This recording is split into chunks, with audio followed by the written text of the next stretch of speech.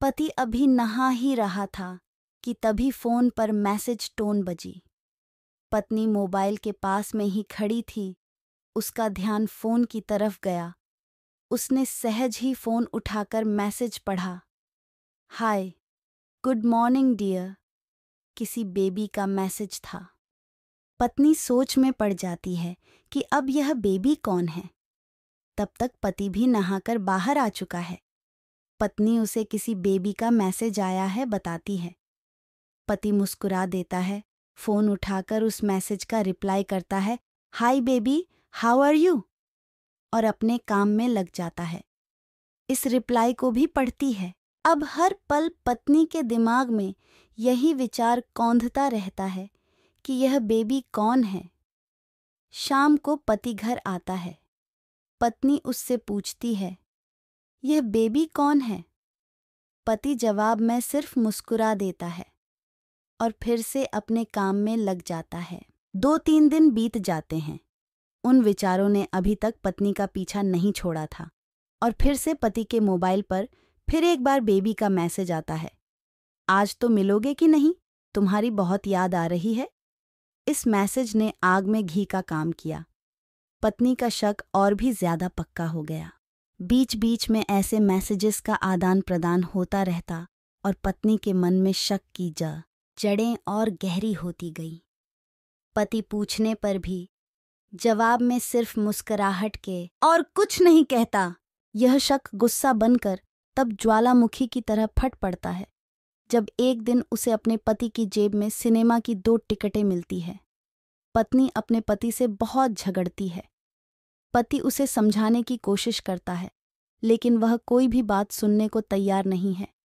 पति को भी उस पर गुस्सा आ जाता है और यह झगड़ा और भी ज्यादा बढ़ जाता है। गुस्से में पति घर से बाहर निकल जाता है।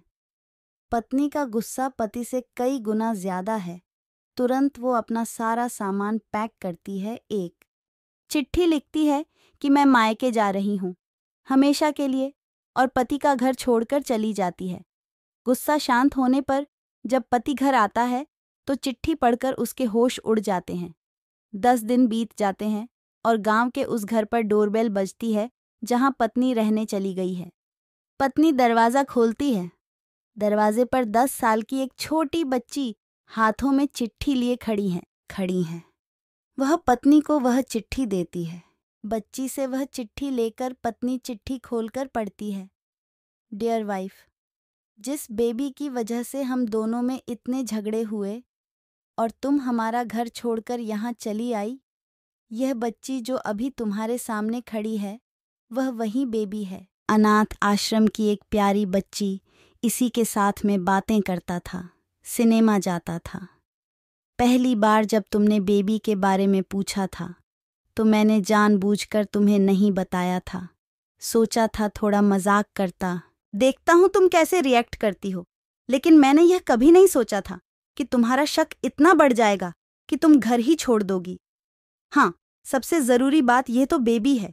वह किसी और की नहीं बल्कि तुम्हारी ही बेटी है। रुको, अपने आप को संभालो और आगे की बात ध्यान से पढ़ो। हमारे शादी के 2 साल पहले की ये बात है। तुम अपने कॉलेज के लास्ट ईयर में थी। तुम्हारे प्रोफेशन में नोट्स लेने के बहाने तुम्हें बुलाया था और तुम्हें चाय में इन नशीली दवा खिलाकर ना करने वाला काम किया था। इसमें तुम्हारी कोई गलती नहीं की थी, लेकिन कुदरत ने अपना काम किया और तुम्हारे पेट में इस बेबी को डाल दिया। काफी प्रयास करने पर भी अबॉर्शन नहीं हुआ तो तुम्हारे घर वालों ने समाज के डर से तुम्हें 6 महीने तक घर में ही रखा। तुम्हारे पिताजी खुद एक डॉक्टर हैं, इसलिए यह बिन मांगा बच्चा बड़ी आसानी से बिना किसी को कनो कान खबर हुए इस दुनिया में आया। भविष्य में तुम्हारी शादीशुदा जिंदगी में कोई प्रॉब्लम ना हो, इसलिए तुम्हारे पिता ने इस बच्चे को गांव के एक अनाथ आश्रम में छोड़ दिया। यह बच्चा मतलब यही बेबी जो अभी तुम्हारे सामने खड़ी है। अगर अभी भी विश्वास नहीं हो रहा है तो इस बच्ची के गाल का वो तिल देख लो जो शायद तुमने उसे आखिरी बार रोते हुए देखा होगा, या फिर अपने पिताजी से पूछ लो। पत्नी जल्दी से उस बच्ची को पास में लेकर उसके गालों का तिल देखती है। उसका मन भर आता है, उसकी आंखों में आंसू आ जाते हैं, लेकिन अभी भी चिट्ठी बाकी है, इसलिए वह आगे पढ़ती है। मुझे पता है, अभी भी तुम्हारे मन में यह सवाल उठ रहा होगा कि यह सब मुझे कैसे पता। तुम्हें बता दूं कि यह सब तुम्हारे खुद के पिता ने ही अपने मन में उठ रहे पश्चाताप को शांत करने के लिए शादी के 1 महीने पहले मुझसे मिलकर सारी बात मुझे बताई थी। उन्होंने यह भी कहा था कि अगर मैं चाहूं तो शादी से इनकार कर सकता हूं। मैं स्वीकार किया, क्योंकि इस पूरी घटना में तुम्हारी कोई भी गलती नहीं थी और हमारी शादी हो गई। तुमने मुझे बहुत प्यार दिया, लेकिन तुम्हारे पिता से बेबी के बारे में जानने के बाद मैं उसे मिले बिना नहीं रह पाया। मैं बीच बीच में उससे मिलता था। उससे मिलना, उसके साथ समय बिताना मुझे अच्छा लगता था। कितनी प्यारी बच्ची, बिना किसी गलती के क्यों सज़ा भुगते? बस इसलिए मैं उसे थोड़ी सी खुशी देने की कोशिश करता था। बस मुझे इतना ही कहना था। अब अगर तुम फिर से अपने घर आकर मेरे साथ रहना चाहो, तब और सिर्फ तभी गैलरी में आ जाओ।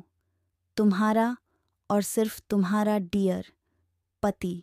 बिना एक क्षण की भी देरी के पत्नी दौड़कर गैलरी में पहुंची और रास्ते पर उसका पति एल खड़ा था। उसके चेहरे पर मुस्कान की पत्नी की आंखों में आंसू के पूर। कारण कुछ भी हो, अपने दोनों के बीच में कभी भी सबको थोड़ी सी भी जगह मत दो, क्योंकि दुनिया में हर बीमारी का इलाज है, लेकिन शक नाम की बीमारी का कोई इलाज नहीं है। मन शांत रखो, जो भी मन में आए एक दूसरे को बताओ।